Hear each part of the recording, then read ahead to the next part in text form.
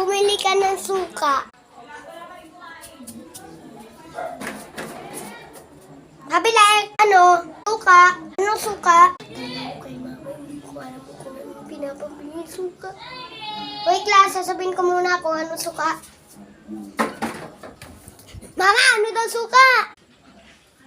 May iba palang suka, anak? Oo, mama. Sinabi pa nga ng tindera dun. Ano? Saan tara dyan? Bakit nga palagi may iba't ibang suka, ha? Dati walang ganyan, ah. Kasi po, ma'am, dahil nagkaroon ng mga bagong suka, sinukaan ng iba. Ang pinapabili ko hindi yung suka.